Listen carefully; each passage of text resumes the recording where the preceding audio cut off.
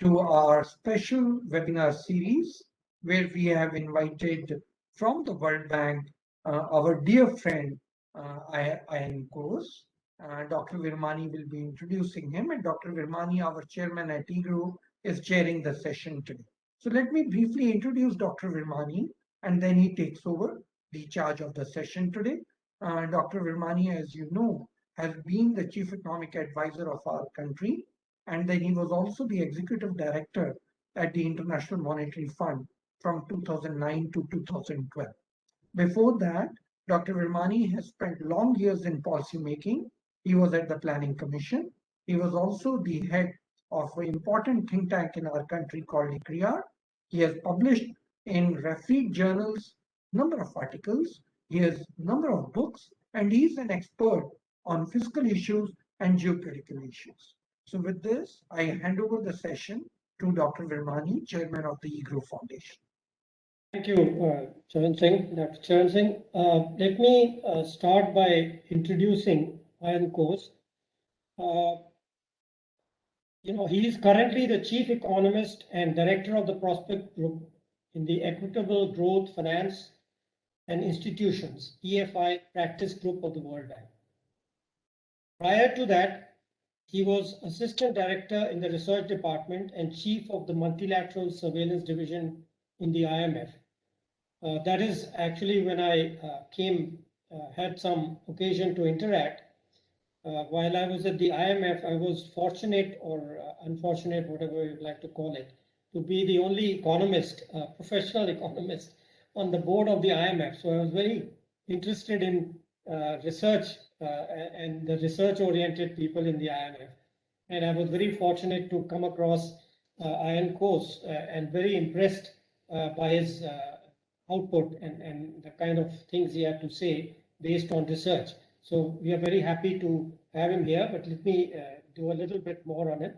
Mr. Kos has written extensively on international macroeconomics and finance. His two recent books are Global Waves of Debt and A Decade After the Global Recession. The focus, a lot of his focus, at least in the second one, was on the developing economies. Dr. Kos is also a non-resident senior fellow at the Brookings Institution, a research fellow at the Center for Economic Policy Research, and Dean's Fellow of the University of Virginia's Dresden School of Business. He has taught earlier at the University of Chicago's Booth School of Business and INSEAD in Europe, and was assistant professor at the Brandeis International School. So he has a wide experience in research and teaching, and we also will have Mr. Uli Rube, who will, I think, step in to answer some of the questions. So with that, let me hand it over to you all. Thank you, Dr. Virmani. Thank you, Sharan. Let me first thank you both for inviting us. Sharan has invited me multiple times to talk at this forum. Unfortunately, there is, as they say, there's time for everything. This is the time we are able to do it, and I'm very appreciative of the invitation. And of course, it is like within the family. We were together at IMF. Arvind, Sharan, and I interacted. Of course, Arvind, you were very active as a board member. Sharan was very active in IMF in terms of basically his work, independent evaluation office. But beyond that, of course, his intellectual interest, always a wonderful company. Let me introduce my colleague, Franz Uli Ruch. He is our economist in charge of South Asia region in Prospects Group, and he wrote the Outlook section in the context of South Asia, and then he will join us during the Q&A session.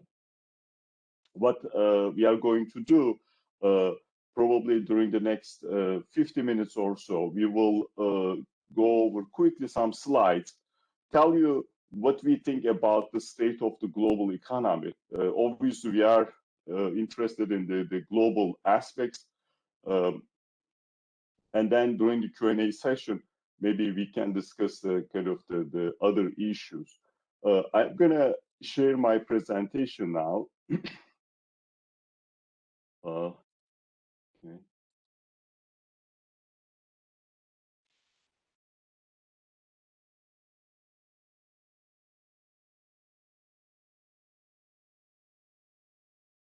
Can all of you see the presentation?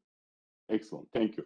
So Global Economic Prospects is one of our flagship publications, and this is the 30th year anniversary edition. We released it in January and June, and Global Economic Prospects is now 30 years old. Of course, its history goes back to the earlier decades.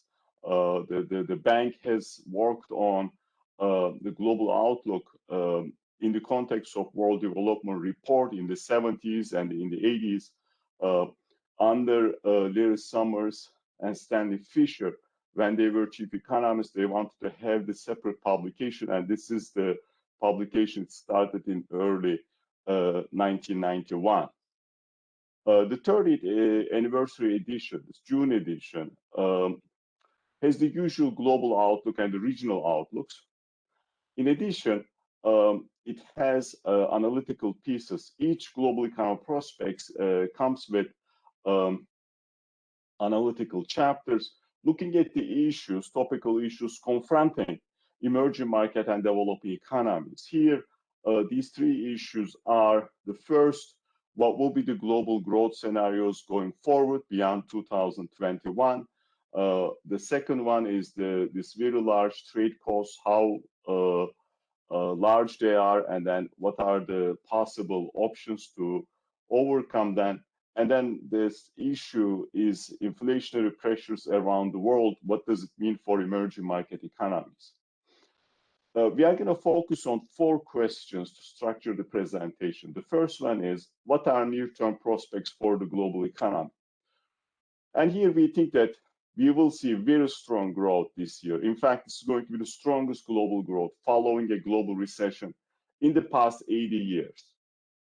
However, when you look at emerging market developing economies, the story is a little bit different in the sense that per capita incomes are going to continue lag behind the incomes of advanced economies. And we think that risks are tilted to the downside. I think recent developments clearly show the risks confronting the global economy. The second question, what are the implications of emerging inflation pressures? You are following in the news. Obviously, inflation is picking up after being rather depressed last year. We think that this pickup is going to be temporary. And if inflation expectations are anchored, the pickup does not necessarily warrant monetary policy response in emerging market developing economies, but the change may complicate their policy choices. And that's a critical issue, is these central banks are still trying to support the recovery. Third, what are the implications of high trade costs? These trade costs for emerging market developing economies are very large. They double the price of traded goods over domestic goods. But it's possible to lower them. And it's possible to lower them by reducing the shipping costs, the logistic costs, and improving trade facilitation, the streamlining border processes, the custom processes, the red tape. And finally, what are policy priorities? I think that kind of we know very well the single most important priority is controlling the pandemic. This is true in advanced economies, true emerging market developing economies. This is true in low-income countries. And then the policy support has to be there for the foreseeable future, while maintaining price stability and of course, keeping an eye on debt sustainability. And over the medium term, it's going to be important to undertake reforms to make sure that there is a green, resilient, and inclusive recovery.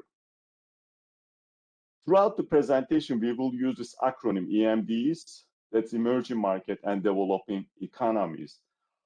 Now, let me start with the first question. What are the near-term prospects for the global economy? Now, before I tell you about our forecast, let me briefly talk about the global external environment emerging developing economies facing. And there, when you look at the trade, there is remarkable recovery in the case of goods trade. Of course, there was a significant collapse last year. This year, we are seeing that goods trade is back, and of course, there has been significant pickup in certain regions, especially East Asia Pacific region, when it comes to the trade, and the services trade, even though it is still lagging, is also has been picking up. A part of the services trade related to tourism, we still see quite a depressed activity, but as normalization takes place, we are expecting services also contribute significantly to global trade. When you look at the financial markets, earlier in the year, we had a little scare. People worried about a kind of a taper tantrum type episode. That episode is behind us now. Of course, the gyrations in financial markets are going to continue given the significant risks associated with new variants. But funding conditions for emerging market developed economies remain rather friendly. The spreads are, of course, quite low. So for those emerging market economies, they are able to borrow. They continue borrowing at record levels. Commodity prices made a significant comeback despite the recent losses we have seen, especially the increase in price of metals, quite significant. Some of that increase, of course, was given back in recent months. The prices of agricultural goods also picked up. The issue we are worried about there, the prices of food items and the food insecurity we see in a number of low-income countries around the world. Against this background, global economy is going to have a record growth this year after the record collapse last year. This will be the fastest pace of global growth in nearly 50 years. And if you look at the recoveries after global recession, it will be the fastest in more than 80 years.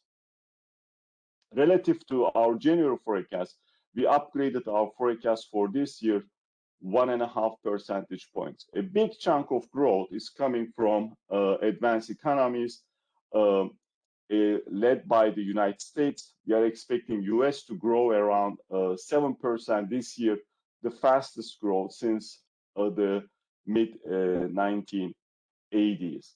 With that, you see that we also upgraded our advanced economic forecast significantly by about 2.1 percentage points. So this year we are expecting as a group advanced economies to grow 5.4%. Now, as much as the global growth is strong, it is rather uneven. And that unevenness comes from the fact that you have advanced economies powering through, you have China powering through, but then you have rest of the world still basically trying to recover from the pandemic and still trying to, of course, to vaccinate as fast as possible. We did upgrade our emerging market developing economy forecast, but that upgrade is, of course, much smaller than what we did in the case of advanced economies. And I'm going to show you how vaccine progress has affected our upgrades. When you look at the regions, you see East Asian Pacific is the highest growing region at the back of China. China will grow around 8.5% this year, and that will push East Asia Pacific growth close to 7.7%. In the case of South Asia, our forecast in January was quite low. We did upgrade the forecast for South Asia. When you look at the other regions as well, you see across the board upgrades, except Sub-Saharan Africa, which is a critical region for the World Bank. We are worried about developments in Sub-Saharan Africa, especially in the context of vaccination and recent wave of COVID cases. And despite the fact that we upgraded growth forecast for almost all groups of countries, we downgraded our growth forecast for low-income economies, which we are, of course, quite worried about. Now, I mentioned the very strong recovery. We compared the recovery this year with what we have seen in previous global recessions, starting from 45, 46, 74, 75, 81, 82, 1991, and 2009. You look at all of these episodes, what you see is that this year's growth will bring us the fastest, basically, recovery. But that recovery is a recovery of advanced economies. When you look at what happened to, per capita growth, per capita output levels, in previous global recession episodes, give and take, 75% of advanced economies, emerging market, developed economies, they went back to the levels and exceed those levels of per capita output after 2 years. In the case of this recovery that's undergoing, almost all advanced economies are going to do that. By the end of 2022, they will go back to the pre-crisis level of output and exceed those. But in the case of emerging developing economies, only 1/3 of them are going to do that. So one reason why we see this, of course, sluggish growth outcome in emerging market developing economies is the pace of vaccination.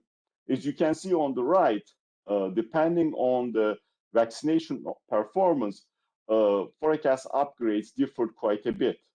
When countries are in the group of the fastest vaccination, they ended up having rather, significant growth upgrades for this year.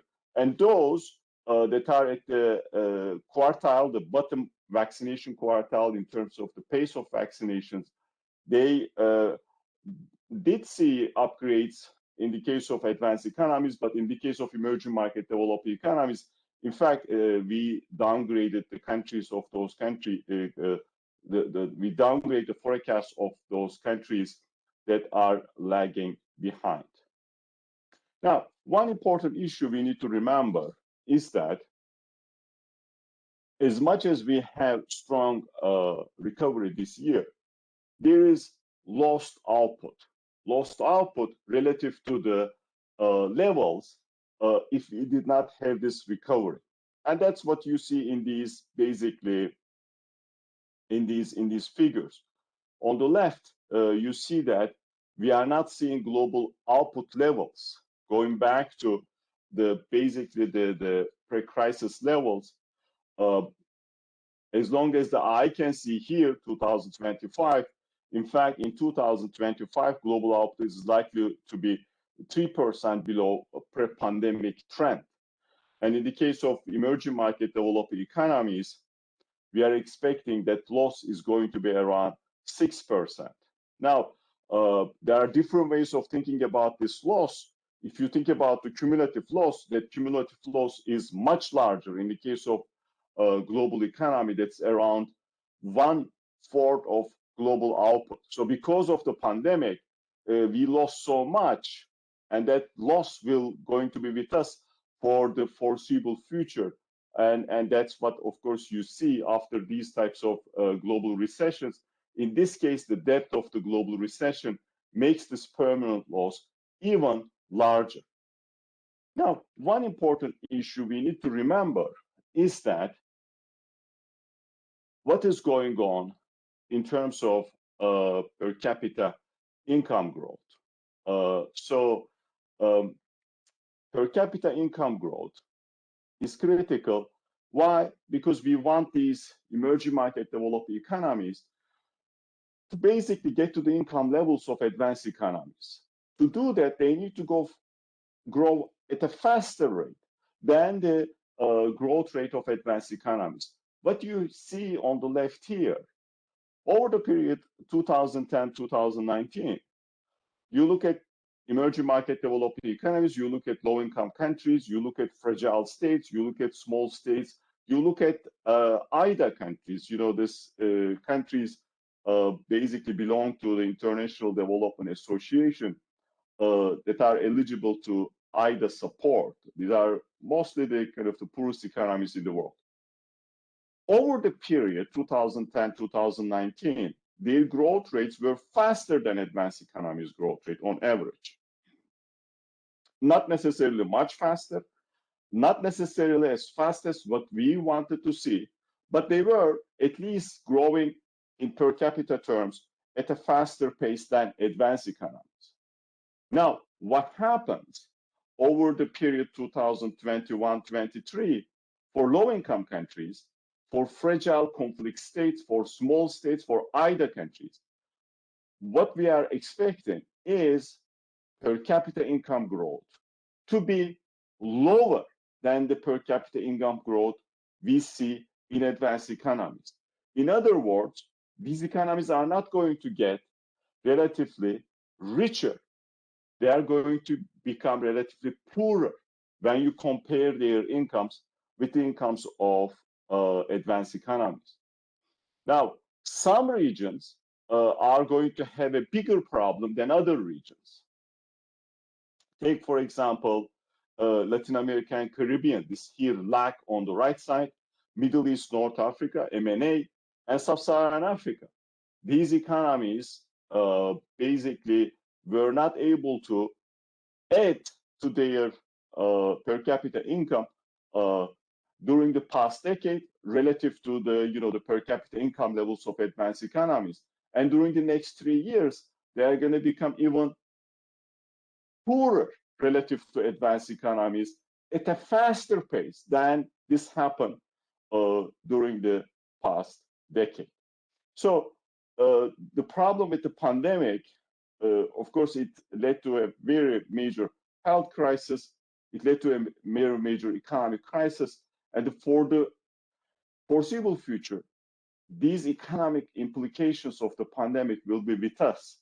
And that foreseeable future might be much longer than what we are thinking of at the moment.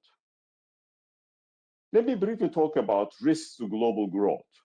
As I mentioned, we believe that risks are still on the downside, and the recent COVID flare-ups around the world, a clear indication these downside risks.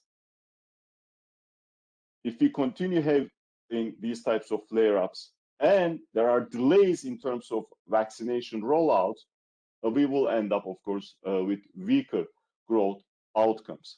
Another important risk we need to follow carefully is the risk of financial market stress. This could be because of the reassessment of inflation, and you see that in financial markets, or reassessment of growth prospects, which happened yesterday in global financial markets, or of course the corporate defaults. As you know, a number of corporates accumulated significant amount of debt even prior to the pandemic. During the pandemic, there was a very generous set of support measures, and those support measures kept these corporates basically afloat. Those support measures were necessary, but we need to see what will happen when these support measures end. In some countries, we are worried about food insecurity. In some other places, we are worried about geopolitical risks. And of course, we are worried about climate-related risks, and these risks are very visible. These are not medium-term risks. These are not long-term risks. These are risks with us in the context of how changing climate affecting lives and livelihoods around the world. Having said all of this, there are some upside risks. If global community makes a big push to distribute the vaccines, deploy the vaccines much faster than what we are thinking, we might see the end of the pandemic sooner. We might see the normalization sooner. And then we see this very large support programs in major economies. If there are large spillovers from these major economies, that can catalyze a synchronized global boom that will, of course, promote emerging market developed economies. Now, this is a figure I think all of you know very well. As you can see, since the beginning of the pandemic, we had these different waves at different points when you look at the daily confirmed COVID-19 cases. And all indications are that we are going to have another wave in the near future. As you can see, the advanced economies, emerging market developed economies, it's a huge aggregation, but it is informative about the evolution of the pandemic and how that can, in a sense, affect activity. In Europe, you see the case numbers picking up. Here in the United States, you see case numbers picking up very at a rapid clip in states that have been lagging when it comes to vaccination. And in some parts of the world, in Asia, in Africa, there are countries still basically coping with the pandemic without having the type of, vaccination campaigns in place. This is the significant, the most significant downside risk we are seeing in the near term in terms of global activity. Another important downside risk is the rapid accumulation of debt. However you look at it, we have basically record high debt levels around the world. Even before the pandemic, the global economy was experiencing the fastest, largest, and most synchronized debt wave we have seen over the past 5 decades. During the pandemic, global government debt alone has increased by 16 percentage points of GDP, close to 100%.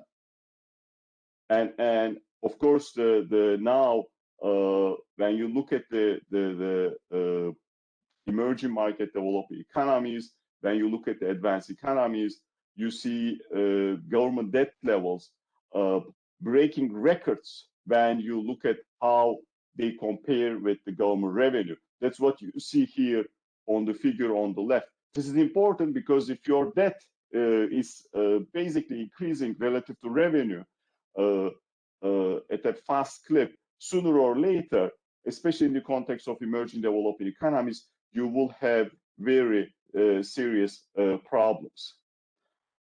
Now, for advanced economies, we saw the largest single-year increase in government debt since 1970. For emerging market developing economies, we saw the single largest year increase in debt since the late 1980s. And late 1980s, if you remember, a number of these economies had a serious debt crisis. On the right, you have this figure showing the recent increase in debt levels over the period 2000 and 2020, and comparing that in previous waves of debt, 70 to 89, 1990 to 2001, 2002, and to 2009. Obviously, these 3 previous waves, each of them ended with a major crisis, and those crises had, of course, significant output effects. The question is that what will happen at the end of this rapid debt accumulation as we try to recover from the crisis, and we still need to support activity which will require debt finance spending in a number of countries around the world.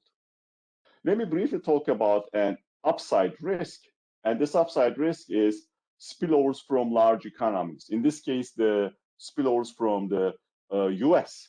US provided unprecedented fiscal stimulus measures, monetary stimulus measures. In the context of fiscal stimulus, It's close to 30% of GDP, much, much larger than what we saw during the global financial crisis.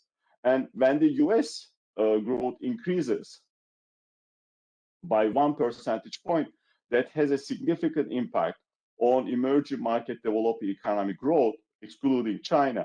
And that impact is around 0.8 percentage points. As I mentioned, we are expecting strong growth in the case of China.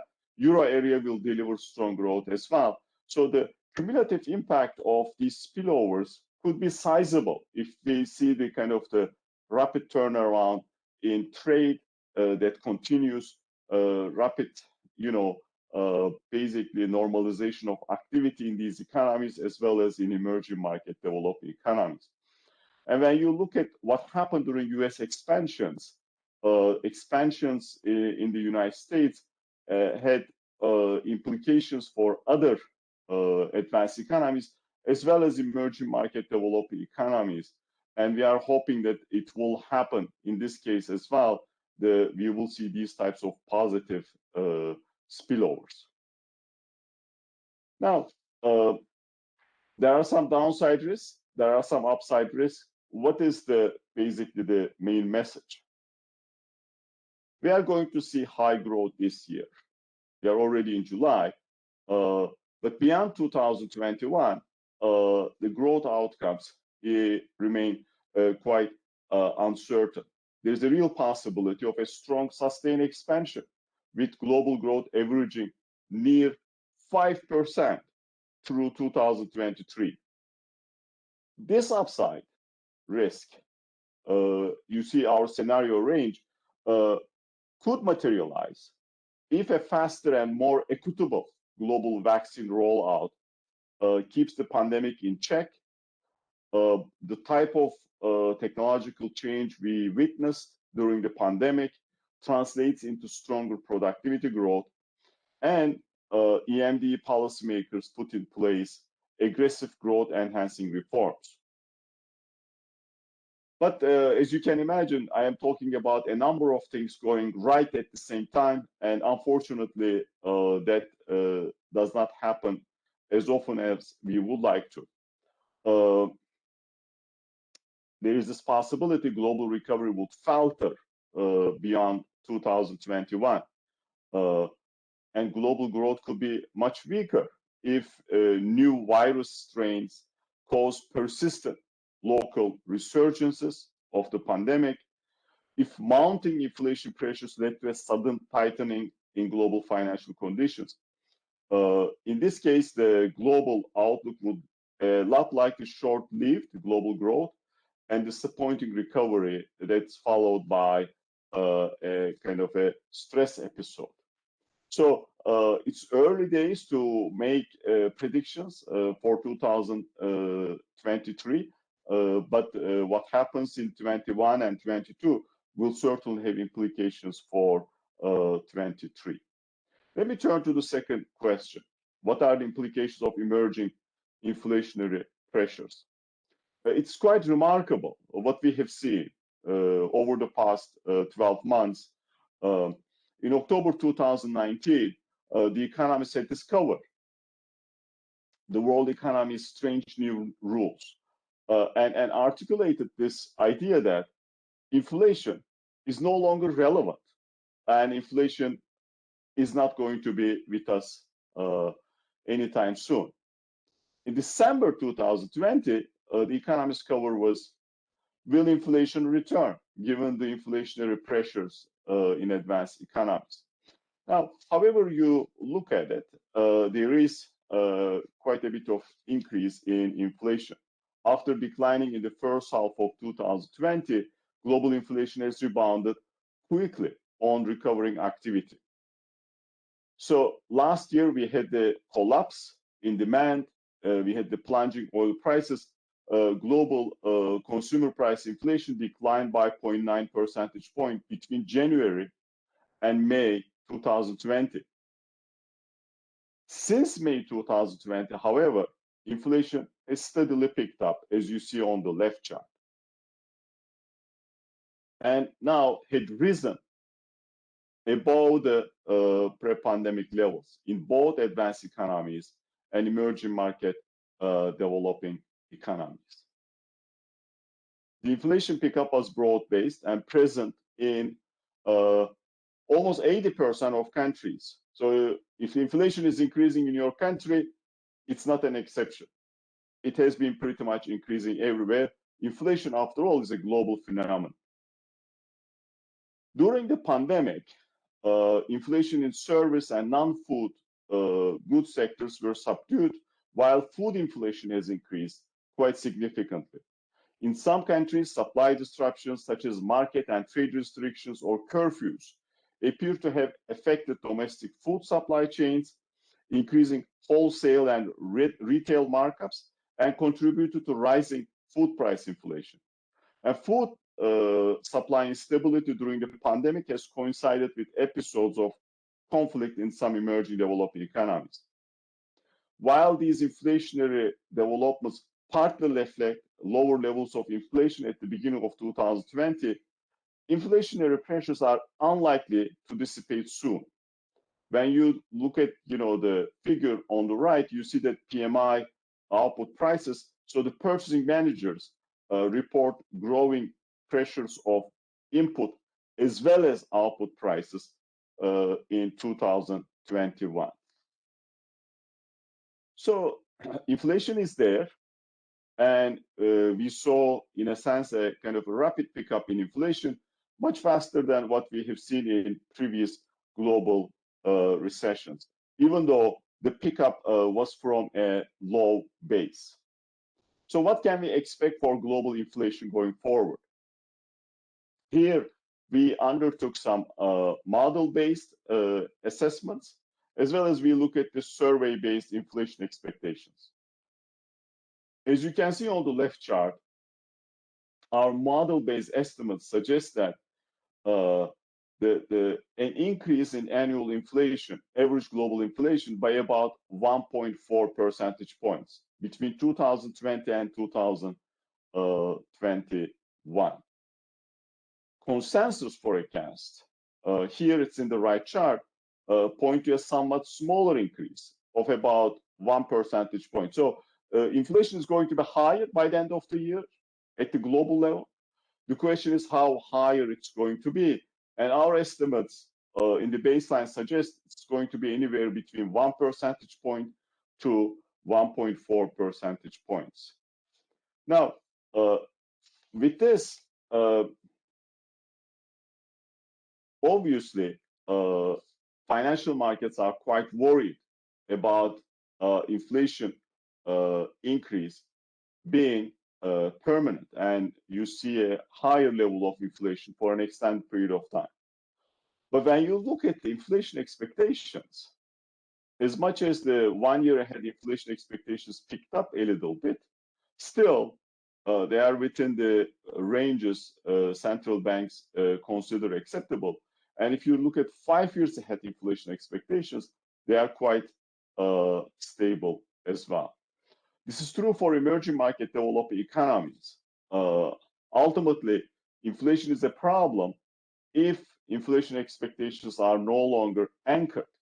If there is belief that inflation is going to be higher down the road, and that basically pushes the expectations up. But we don't see that in inflation expectations data. So what does that mean? That means central banks can weather this storm when it comes to inflation expectations, when it comes to temporary increase in inflation. We just need to see how long that increase is going to be with us. But as long as inflation expectations are anchored, the central banks can remain on the sideline. The only issue is that financial market participants could basically have a different assessment and expect higher interest rates down the road. If that happens, of course, especially those highly indebted countries with a significant amount of their debt in foreign currency have to adjust their policies in a way that they won't end up with significant capital outflows.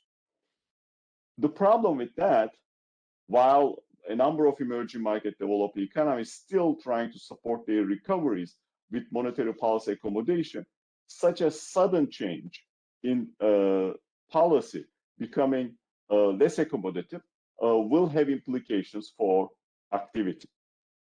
I mentioned food-related issues and how food prices have risen, especially in low-income countries. We are worried about the food price inflation. The food price inflation actually rose in 2020-21, and the overall inflation also has increased in low-income countries. Part of the increase is driven by, of course, the food prices. Food price inflation is particularly challenging for low-income households, the poor households in these low-income countries. Food accounts for 45% of consumption baskets, considerably more than the 33% in non-low-income country emerging developing economies. So what happens is that when you have rapidly increasing food prices, this compounds the food insecurity challenges that more than 100 million people are already facing in low-income countries. And of course, a big chunk of that in fragile conflict states. Let me briefly talk about the third question. This is the other topic, analytical topic we examined in Global Economic Prospects report. What are the implications of high trade costs? When you think about trade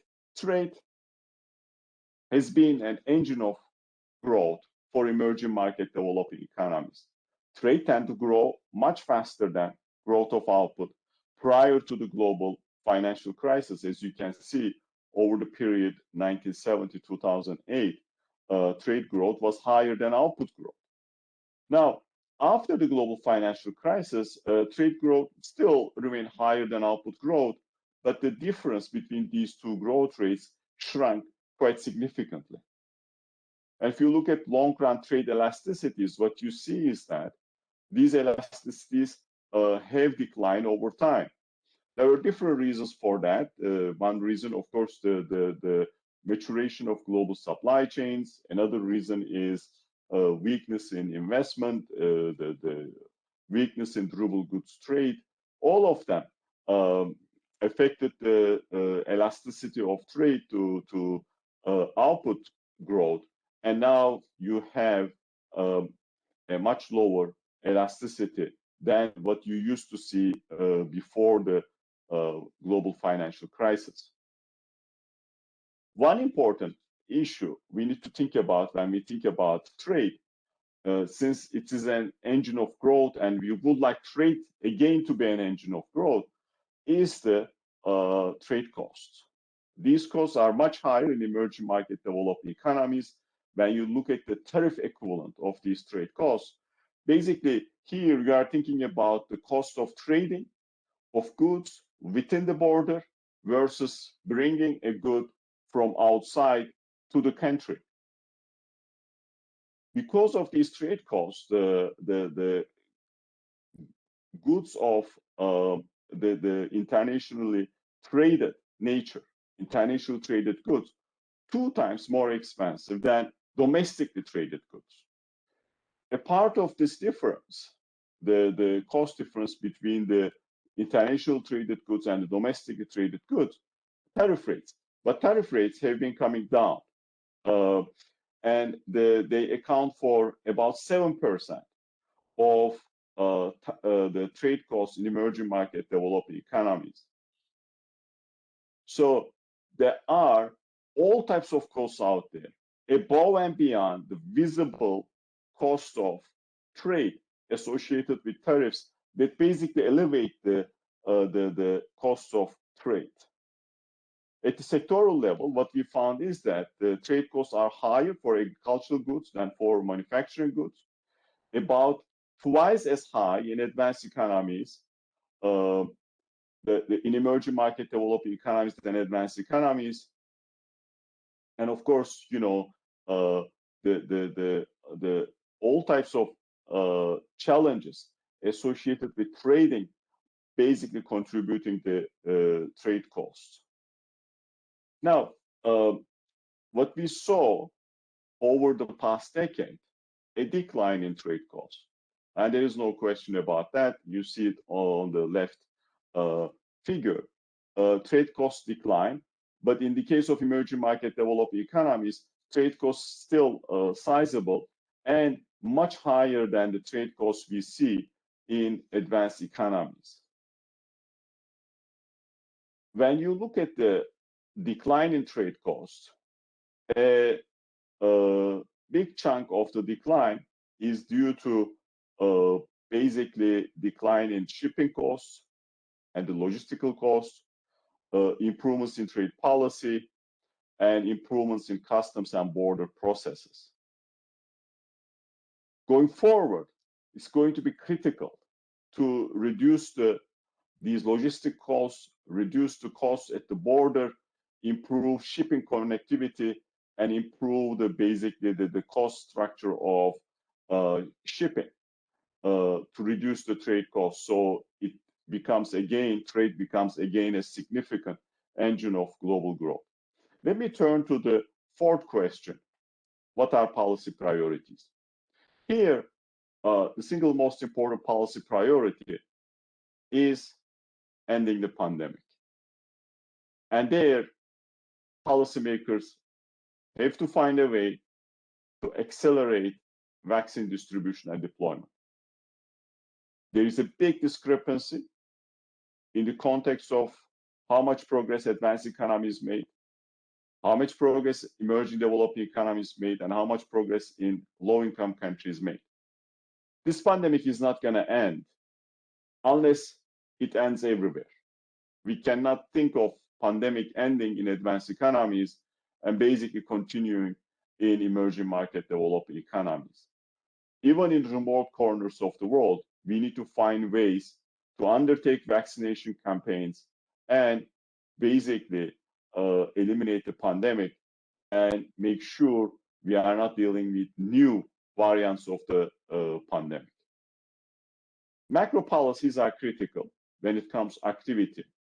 They need to support the recovery, but at the same time, policymakers need to worry about price stability, in other words, inflation, and they have to worry about fiscal sustainability.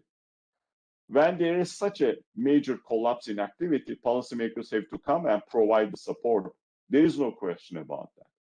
Now, as normalization basically becomes more and more a possibility because of vaccination campaigns, policymakers need to explore ways to exit these highly accommodative measures they put in place, rightly so, during the pandemic.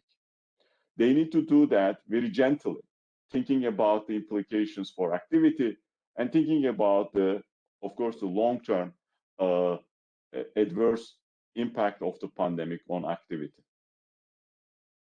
Beyond the short-term policy measures, it's important to think about the medium term. After such a devastating crisis, and there, policymakers need to find engines of growth.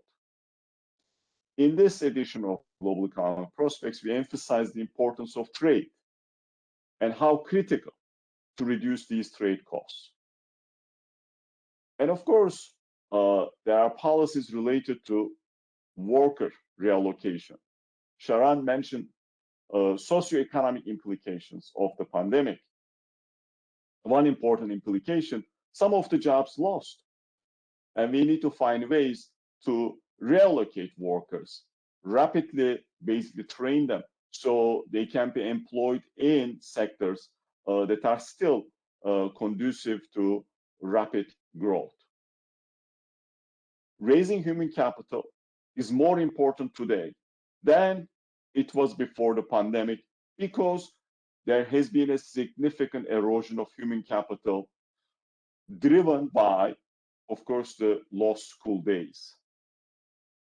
Increasing digital connectivity was important before the pandemic, It's more important today. Without digital connectivity, it's going to be impossible to basically to do the types of things necessary in this new era. Addressing informality is critical. What we learned during the pandemic, when you have a large informal sector, it is difficult to reach the people who are in that sector in terms of supporting them. Of course, informal sector moves with the formal sector, unless the informal sector makes it the type of jump that's necessary. It's difficult to see a broad-based recovery in an economy. And more, countries need to allocate resources to basically control climate change. And that means spurring green investment in a way that that's going to generate jobs. I mentioned policy measures to lower trade costs, logistic performance, shipping connectivity, easier border processes. They are all critical. And these are not measures that need to be coordinated with other countries. Countries can undertake the types of necessary measures to improve basically trade facilitation at the border, make trade easier, make business environments conducive to trade. And of course, trade costs need to be reduced as well. I mentioned the importance of reforms. In an environment, fiscal space is quite limited. Countries need to find ways to improve spending efficiency. Inefficiency in public spending is still quite significant in emerging developing economies and low-income countries relative to advanced economies. You see the inefficiency in spending in education and infrastructure on the left. And of course, ultimately, countries around the world need to increase investment in green sectors.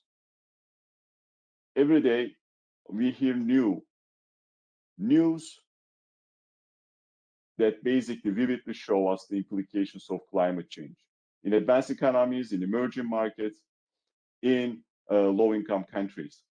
Going forward, it's going to be critical to find ways to reduce global greenhouse gas emissions, so the countries can basically make progress in terms of reaching their goals in the context of climate change. Another important issue we have been emphasizing over the past 4 months is the issue of informality. Informality is a problem because it holds back the recovery. It basically limits the effectiveness of stimulus. You see this, the government revenues are lower in countries with high informality. Firms' access to bank finance is lower in countries with high informality. And informal sector is intimately connected to formal sector.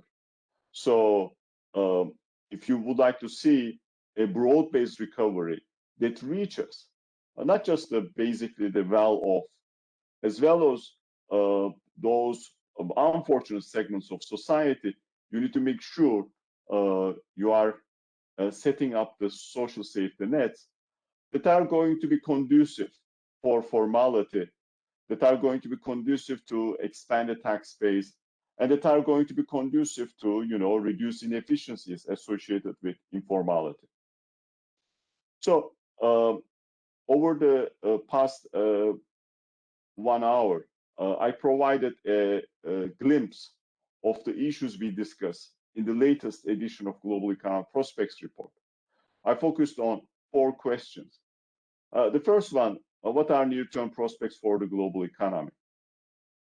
After a devastating collapse last year, with the worst recession since the Second World War, we are expecting strongest global growth this year. And that growth will be basically the fastest growth we saw after a global recession in about 8 decades. But the recovery is going to be highly uneven. It's the recovery of major economies and China, not the economies of emerging developing countries, not the recovery of low-income countries. These economies are going to struggle, and if we do not address the problems associated with vaccination, they will continue struggling. Risks are tilted to the downside, and those risks will manifest itself in all likelihood in financial market volatility. Second, what are the implications of emerging inflationary pressures? We think that these pressures are temporary, but they will create considerable challenges when it comes to policy design in emerging market and developing economies. Third, what are the implications of these high trade costs? Trade costs make trade much more expensive than what trade should be. In some cases, they double the price of traded goods over domestic goods, but it's possible to lower them and lower them significantly by undertaking measures at home, lowering shipping costs, lowering logistic costs, and streamlining border processes. Finally, what are policy priorities? I think that it starts with controlling the pandemic, supporting the recovery. That recovery has to be there for the foreseeable future, and implementing reforms, thinking that you would like to have a green, resilient, and inclusive recovery. Let me thank you again for inviting us. We have a number of analytical publications. I will invite all of you to visit our webpage. As I mentioned, Global Economic Prospects we released in January and June. In April and October, we released Commodity Markets Outlook. Global Monthly is a publication we release every month. It provides a snapshot of what's going on in the global economy. In addition, we have detailed studies on policy challenges confronting emerging market developing economies. The latest one was on informality.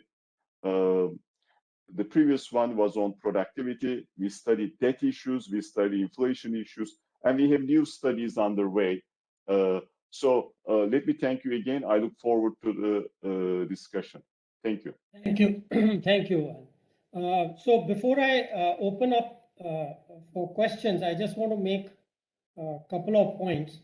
Well, one is a question which, and a couple of, one kind of theoretical point and some response to the points you made about reforms. You know, in EGROW, we have done, I don't know, something like 9 papers on the pandemic since it started. Several of them were on the spread of the pandemic and others on analyzing kind of theoretically an approach. And I'll just mention one, I think, which is relevant to this whole issue of inflation and recovery. One of the points we made in our papers was that after the lockdown, this was of course done in the context of Indian lockdown, but it has implications for others. It was that there would be a fragmentation of logistics and supply chains. So you would get isolated regional or product-wise supply-demand imbalances, which could be in opposite directions. And one of the implications we drew from that is in that transition from lockdowns to a normality, where normality you can think of as 100% of wherever each country or area was. And you would get these pressures where you would get inflationary pressures arising from these imbalances. So, but they could not be thought of in the usual way of aggregate fiscal and aggregate monetary policy. That was the main point we were trying to get at. So we have been saying, you know, the RBI governor meets in economists every 2 months, and I'm one of those who attends those. And we have been telling them over the last 9 months that this would happen, and it had happened in India, and we pointed this out. But what was interesting to me is that after we had actually seen it ourselves towards the end of last year, I think we are seeing the same thing across the world. And we always said that this would be temporary by and large. Of course, I agree with you that it can set off inflationary expectations and all that. Yes, that is true. But this is something we anticipated, we pointed out in our papers, and we warned the RBI that this was going to happen. So let me leave it at that. Just, in case you have some reaction, that's fine. If not, that's okay.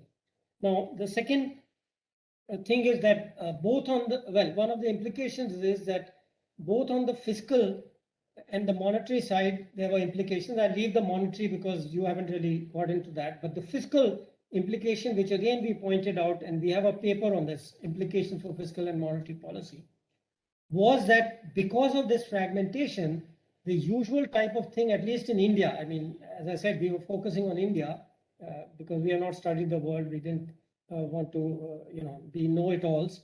So we had pointed out that you have to be very carefully focused on the areas and sectors, geographies, products, etc., where you would make a difference till things became normal. We are talking about the transition here. In normal, you'll go back to thinking in the usual way. So on the fiscal, two things which came out of that was improve your efficiency of your welfare and tax system. So gradually we've been able to persuade. Of course, the DBT, direct cash transfer benefit, has been going on before also. So that just continued. But on the taxation side, and secondly, we said, again, this efficiency point, which you made very correctly, we said that, of course, there has to be to the people who are suffering at the bottom, so free food, etc., was supplied. So, but on the general plane, we said focus on the investment. Don't make a scattershot, consumption boost, and focus on investment. So that is what the government has been doing, and it will actually serve us well when this debt, which has gone up due to the tax reasons, not the expenditure side, because tax rates, automatic stabilizers, you know that very well from your IMF experience.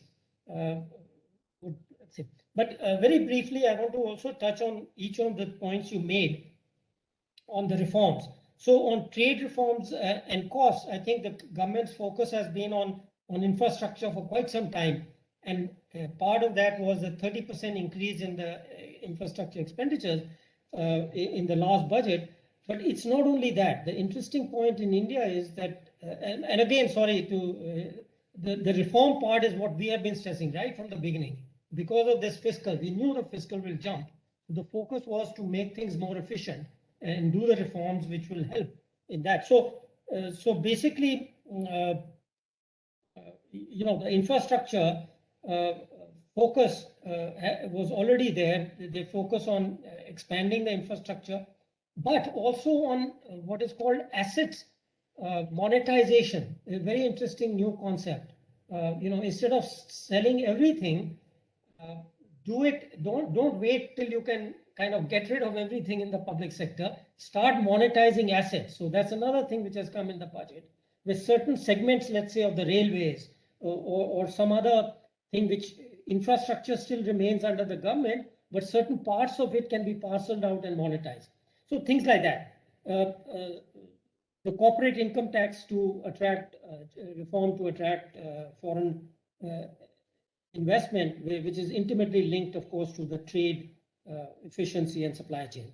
Worker reallocation, one of the big things in India is that the lack of, again, you're probably familiar with it, the lack of structural change from people dependent on agriculture to industry. So agricultural reform, one of the things identified is why it's not happened, because agriculture is one of the few sectors which has not been reformed in the last 20, 30 years of reform. So the agricultural reform has started. On human capital, I think that one of the, when I was in the planning commission, I was asked to, I was given a task when I went back. I had been back and forth in various places. But I was told by the deputy chairman then, Montek, who also was at the IMF, that tell me what to do about government services, education and health. Okay. And at that time, my conclusion was, which was in my report to him, was that the only way, we have this absenteeism problem, etc. The only way we could improve the quality of the education and the health system was by use of telemedicine and tele-education. Now, unfortunately, the connectivity, which brings me to the digital connectivity, that's one great thing this current government has done since 2014. They've focused a lot on connectivity. Though the BharatNet was slow, but now they are given an assurance that every village, every panchayat and every village would be connected I think the deadline is 1,000 days or something like that. But again, the interesting thing is that the government company will only go down to the panchayat level, and or they've even made it open now that the private sector is invited to come forward where they feel they can do it better. Okay, so this efficiency argument, it's very important. I'm sorry I'm taking this time because I think the world is still not aware how carefully we have been thinking and doing these things. And so one of the things here is that they started with saying BharatNet would be constructed by BSNL, which is a government company. But now the latest policy announced in the last 2-3 months is that it will be a private public effort. So wherever the private sector says, okay, we can do this better and more efficiently, they'll be allowed to do it. So digital connectivity, absolutely critical. And in fact, my view is, which I gave, Charan was just asking me, I just spoke on DD and Rajya Sabha TV, that one of the drivers in the next year or so is going to be the digital economy, because there's a flowering, not just of e-commerce, but also of tele-education and telemedicine, all in the last 12 months. But again, talking about policy, I'm sorry I'm taking so much time, but talking about policy, the government has been consistently looking and removing constraints on this. So there was a formal order saying that doctors who are qualified can now do telemedicine. There are no restrictions. If you're a qualified doctor, you can give advice on online advice. Okay. So again, this thinking that, not just, do it, but there were constraints to doing it. Those constraints are being identified and removed. That's a very important point. Just 2 or 3 very quickly. Informal sector. Again, we have actually made recommendations to this work. We have a whole paper on GST reform, where we made the case that simplification would actually benefit the MSMEs, what we call. I'm not sure whether you're familiar with the term micro and small MEs, because complexity is their biggest bane. It doesn't bother so much a company. They'll have their CAs and their computerized systems. They can manage any degree of complexity, but it's the smaller guys. And similarly, the direct tax code, we have been arguing these 2 things have not happened, but one is hopeful that one of these will perhaps happen in the next 12 months.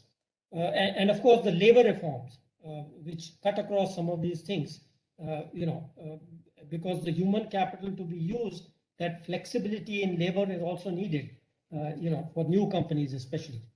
And finally, the green economy, I'm sure you're familiar that the Solar Alliance and the electricity reform is now, the production and transmission has already been reformed, but distribution, there's a renewed stress on reforming the distribution system. So interestingly, on all the points you've identified, we are actually, been doing these things, and particularly accelerated over since around September of 2019. It began before the pandemic.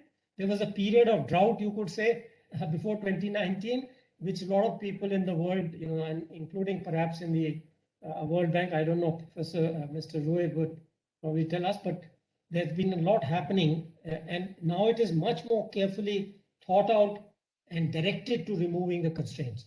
With that, let me open up. I've taken a little bit longer than I intended, but Charan, Dr. Charan Singh, do you want to start? You have questions? Yeah. We can start with you. And thanks very much for your time and such an excellent presentation, summarizing the complete report so beautifully in just about 50 odd minutes. Really, thank you for sparing that time. The publication list that you have shared with us, I would like to make a request in my capacity as a CEO. If you could at least do one presentation a year, two would be luxury, and we'll be so thankful. And we reach this segment of the world, which will be really useful. Now, coming to the direct question, I liked your analysis, but being the World Bank, there's so many issues that came up. I'm just going to list three for your attention. Maybe it is in the report and I have missed it. One is the increasing income inequalities and its implications on recovery. That is one. Secondly, the vaccination that you showed is so critical for the whole thing. As you know that we are short of vaccines in some parts of the world, vis-a-vis the advanced countries, which, because I come from a country which had licenses, so which probably got cornered in advanced countries, the vaccines. So that is the other issue. The third issue is when you spoke about recovery, we in a country like ours have suffered tremendously because of a very large informal sector. And you brought in so beautifully that the informality is a very crucial thing. Now the issue is you have shown us how even if we follow the normal trajectory, we may not be able to achieve the growth rates which were pre-COVID. Now the issue is in a country like ours, which had a very large informal sector, how do we really compensate and cope up so that we are able to generate employment in the informal sector? So maybe you. Thank you. would Yeah, like to- sorry, I'll just interrupt here. I had a very specific question on your presentation, which was on this kind of the elasticity of EMD minus China GDP to the GDP of three sets of countries. You said USA, EU, China. Now, the reason why I ask is I think when I was in the IMF, we got this study done by the IMF, which showed that US had the biggest impact. The EU was less than half of the impact on other countries, not themselves. And the China was like a fraction, if I remember, 10-20%. So I'm a little surprised at your numbers of 0.8, 0.7, and little less than 0.7. If you could just give a little quick technical answer to that, I'd be grateful. Yeah, please go ahead. There are a lot of questions and points. Then we'll turn to other questions. Thank you, Arvind, and thank you, Sharan. We will be happy to come and, of course, present not just this Global Economic Prospects report, other reports as well, including our report on informality. Sharan, might be of interest. I will connect our colleagues with you to see whether that's a possibility. Now, let me quickly talk about these 5 issues. You mentioned, Arvind, and then Sharan mentioned as well. First of all, I'm very happy that we see eye to eye when it comes to policy messages. At the end of the day, really, that is critical. And what is nice, I was looking at the foundation you have. We need to have a foundation on growth and welfare, and that's what you put together. Because without growth, it's very difficult, if not impossible, to overcome the problem of poverty, to overcome the problem of inequality.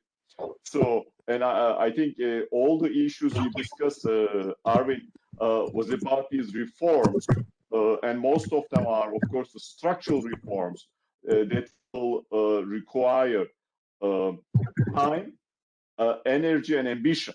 You cannot basically fix these things pretty quickly. The reforms, as one point you made, I really like. During the transition, policies need to be targeted, even more targeted than during the depth of the crisis, to eliminate inefficiencies. So you are not trying to create a consumption boom. It's wonderful to have the consumption boom, of course, after this pandemic, but you would like to help investment, you would like to have durable growth. And there, targeting is going to be critical in terms of, which sectors you are looking at, which parts of the society you are looking at. In the context of India, geography is a big issue. How you are going to basically provide the support to what parts of the country. Trade reforms, I talked about, how to reduce the cost of trade. A big part of that, you rightly noted, infrastructure. If it costs a lot to move goods from the kind of the inland to the port, to the main destination of departure, to export, or when you import them, to take them, it's a big challenge. There are huge costs associated with the lack of infrastructure. Privatization always a challenge. I think we learned a lot during the past 4 or 5 decades when it comes to privatization. Around the world, there are a lot of lessons. As long as you improve efficiency, and I think that the word you use is critical. Privatization can improve the kind of the growth outcomes. This is not like the kind of the private sector does everything better type message. Private sector in some cases able to do certain things better than government, and if that's the case, you would like to give the private sector that opportunity. The corporate income tax reform, of course, critical. You need to improve the business climate to reduce the trade cost. The worker reallocation, the digital technology, when it comes to distant education, distant medicine, the telemedicine and teleeducation, you would like to basically find ways to facilitate to adoption of these types of technologies as soon as possible. And of course, this will improve the health outcomes, hopefully education outcomes as well. The informality is a challenging issue. It is not easy to basically address informality in a short time period. There are very large trade-offs. You would like to basically say, okay, let me expand the tax space. You slap the taxes, and then of course you kill certain parts of the economy because they cannot compete. Or you can basically push informality higher. You will end up with larger informality because of the taxing. So it will require a very careful transition. In the context of climate change, I think that we will have more intensive discussions in the coming weeks and months as the kind of the global community focuses on this issue. Quickly, Sharon, you mentioned the income inequality implications for the recovery. I showed figures. We are extremely worried. It's just when we look at the inequality across countries, when we look at low-income countries versus advanced economies, when we look at the per capita income growth, what we see, the gap is widening. Low-income countries are becoming poorer relative to advanced economies. And of course, that has huge implications for recovery. That has huge implications for basically stability around the world. And the inequality has two faces. One is within country inequality because of the pandemic that has widened for obvious reasons. But we also see the inequality between countries is rising, especially because of the second point you mentioned, the vaccines issue. As you know, the bank has been pushing extremely hard. We put money on the table, and we are doing everything possible to facilitate faster vaccine deployment, especially in developing economies. but still the global community has to do more in terms of providing these excess supply they have in the case of advanced economies to emerging developed economies. Now, your point about the large informal sector, how do we really compensate? I think that you need to find ways to deepening the financial sector. So deepening the technology, with that, hopefully the access to financial services are going to come. Access to the type of support the government provides will come. Of course, you would like to do that during the pandemic as fast as possible. Some countries have been able to do so, but it will take time. And now the other issue in the context of informality, at the end of the day, in a country like India, you need to find ways to improve human capital. Arvind mentioned this issue. Unless you improve human capital, unless you basically have this sectoral transformation from agriculture to services to the manufacturing, it's going to be difficult to overcome informality. Let me end with this observation. Arvind asked this question: what happened? How come China looks quite dominant now when it comes to growth spillovers? So Arvind, what happened is that China has become larger and has stronger trade linkages with emerging market developing economies. That's why it has this effect now. Of course, you can, in a sense, look at the impact of China in different countries, different regions. But when you look at, for example, commodity exporters, China plays a very significant role. And the commodity exporters, especially exporters of metals, you look at their growth prospects pretty much linked to growth prospects of China. Let me stop here very quickly, turn to Uli. Uli, you want to add anything in the context of South Asia? Thank you, Ian. So lots of questions to cover. There's a few points I'd like to make. First, absolutely the idea of targeted policies is absolutely important. One thing to realize, of course, is that this shock, COVID shock, is both supply and demand driven, right? So you're talking a lot about the supply side, but there is a deficient demand environment which requires a countercyclical policy response. And that policy response really should be calibrated to the size of that deficient demand. So it's a very difficult crisis to respond for government, and it's important to get the balance right between what needs to be countercyclical and what needs to be targeted. So that's the first point I'd like to make. And again, I'd like to the focus on infrastructure that government has brought up in the latest budget is important, and obviously it is probably the case that the fiscal, the impact of infrastructure, the fiscal multiplier, is likely higher than what you'd get from current expenditure. So the focus on infrastructure is important, and you probably get more bang for your buck. On the question on vaccines, just for interest's sake, the World Bank has spent about, I think about $900 million in terms of trying to improve vaccine access, vaccine purchases, and vaccine rollouts in South Asia. Those are focused on countries like Afghanistan, Bangladesh, Nepal, Pakistan, and Sri Lanka. Let me stop there. There's a lot on informality that's quite interesting, but I think that topic has been covered. So let me stop there. Okay, thank you. Charan, have you had a chance to pick out a couple of questions from the... Yes, there are a couple of questions.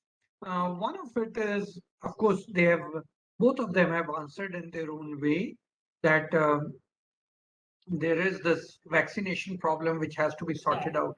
But here is this question. I think Professor Jena wants to ask a question on trade. We can permit him to ask a question. Yeah. Please. Professor Jena, be brief and focused. Yeah, am I audible?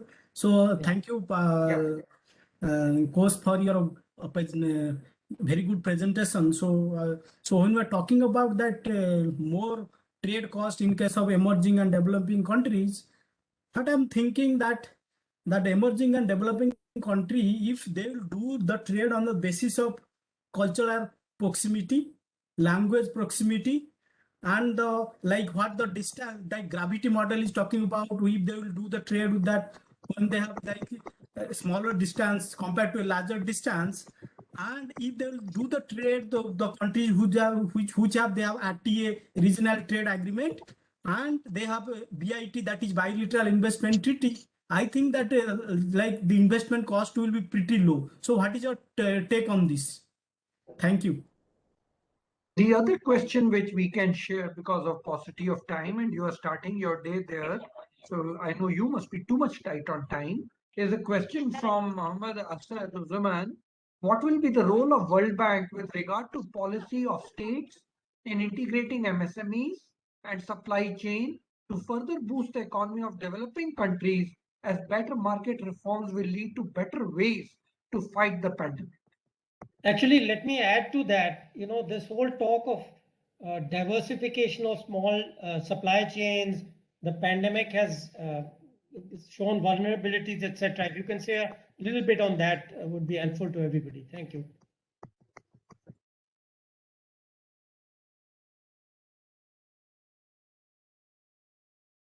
Thank you, Professor Jana. The question on trade. One way of course, reducing these trade costs is to trade a lot with your neighbors. Supposedly, your neighbors are, have some cultural similarities. Obviously, geographical distance is lower. You would like to have the regional trade agreements. I think in this chapter, our broader message is about find ways to lower the cost of trade. The trade has had a lot of headwinds over the past decade. Some of these headwinds were policy driven, as you know, the disputes between large economies. Some of these threats were related to the problems in the multilateral fora. Now we are hoping that those types of problems, to some extent, will be behind us. What governments can do if they can undertake deep trade agreements, that's welcome. Those trade agreements should be the kind of the priority in terms of reducing trade costs. But above and beyond, governments can do things bilaterally, unilaterally, to reduce the trade costs at the border, to reduce the trade costs within the country, and basically help promote trade growth. About the second question, Arvind, I'm sure you are reading a lot about the state of the global supply chains, whether they are basically the getting a big hit because of the crisis, or there is this huge need for diversification. Obviously, what happened relative to the 2000s, you see that supply chain formation has slowed, stabilized. We documented this in the World Development Report on global supply chains. Now, during the pandemic, there were a lot of types of disruptions, obviously, affecting the trade. And those disruptions affected the supply chains, especially in the context of medical equipment, as you know, early in the pandemic. But all in all, what we saw, supply chains have been quite resilient, and trade, as I mentioned at the beginning of the presentation, has come back pretty rapidly. In fact, the trade collapse during the pandemic was more, painful than the trade collapse during the global financial crisis. Both were deep, but the collapse was not, as deep as what we expected in June last year. Now, going forward, there will be a natural tendency to diversify the supply chains, but that tendency has to take into account the cost of diversifying the supply chain. So, as much as you would like to diversify, if you are the highest cost producer, it is going to be very difficult to cut the supply chain and produce things at home. If the second, high cost producers is much higher than the lowest cost producer, you would like to, diversify carefully. I think that we will see an evolution of these supply chains, but it is too early to say how things will evolve 2, 3, 4 years from now. What we know is that, as you mentioned, if countries would like to attract foreign direct investment, they need to make sure they have good governance, they have good tax systems, and they have good, of course, the business environments. That will require the types of reforms you mentioned, and you mentioned that India has been undertaking.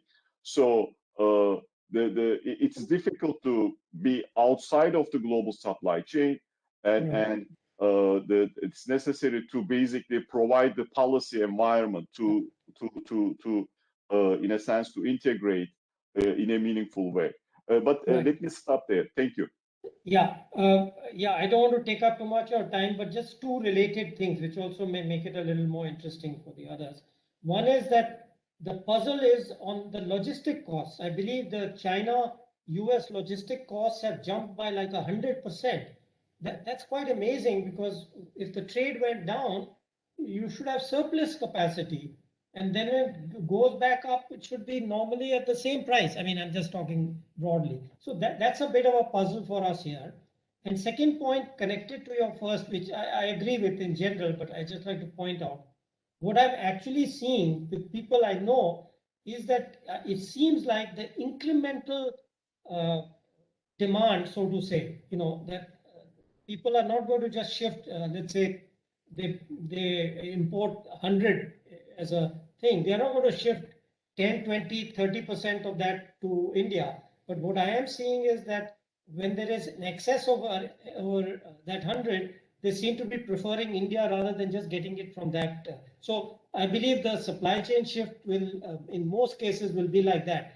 And especially in the beginning when you are not confident about it. But I think once they get the experience, they could be much bigger shifts. But anyway, that is just a observation. But the other one, if you have any comment on the logistics, is not clear to me why this huge problem. A part of the big problem, Arvind, is the cost of shipping, and you had this basically the kind of the sudden stop in global trade, sudden stop in shipping, and then of course then you had the sudden start and the pent-up demand.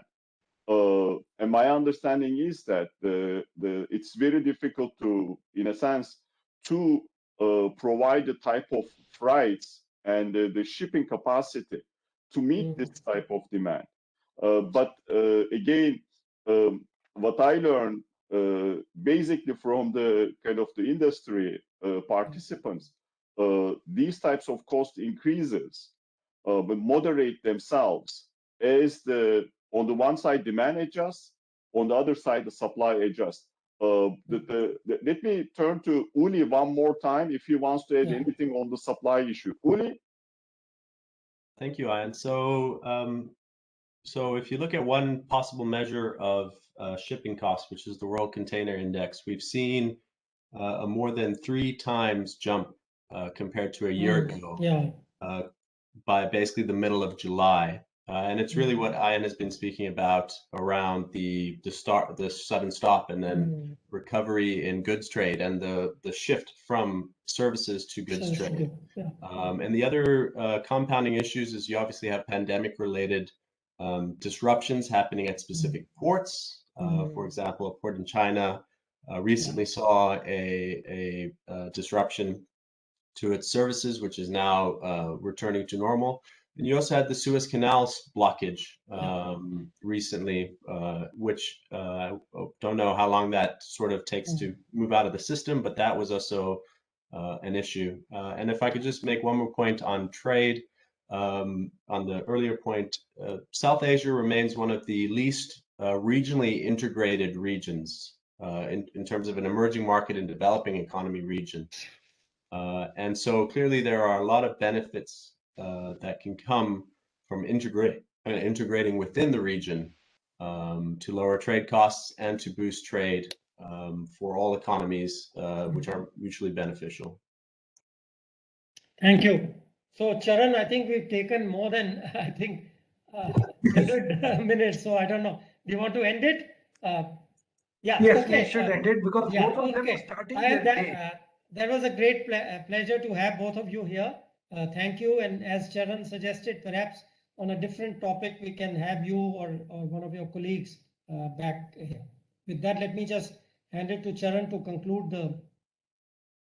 Yes, I would like to sincerely thank both of you. Ayan, it is such a pleasure listening to you, as it was a decade back when I used to meet you in person. And today the report shows the depth and the research that has gone into and shows your mind. Your own book, which you wrote, I used to teach that book at IIM Bangalore for 5 years straight away. It was such an excellent book on emerging markets, and you made it available to us. And I'm really thankful to you. And I see the same trend of solid research in your reports coming up. Really, thank you for this. I would be really happy if at your convenience, but at the earliest, you can present your report on informality because it is so important for us in our country. We are struggling with the informal sector, and 93% of the country is in the informal sector. So, if your report can give us some policy advice, guidance, recommendations, we in the policy think tank as well as the government will benefit from it. So you decide the day and we will make the day for it.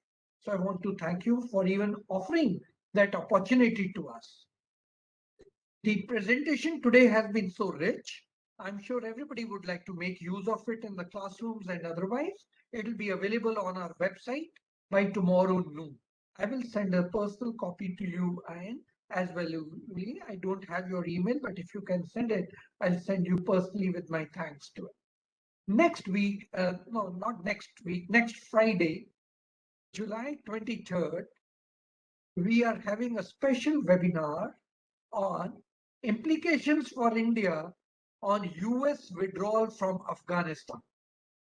Yes, very good. It's an important issue for us, Very which has implications on our economy. And to talk to us is Brigadier Patnaik, same time 5:30 to 6:30.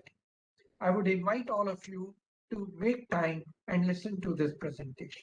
With that, let me thank all the participants. Let me thank our chairman for chairing the session. And let me once again thank the august speakers from the World Bank, especially Ayan Ghosh, for having taken the time out right in your morning and talking to us. Thank you very much.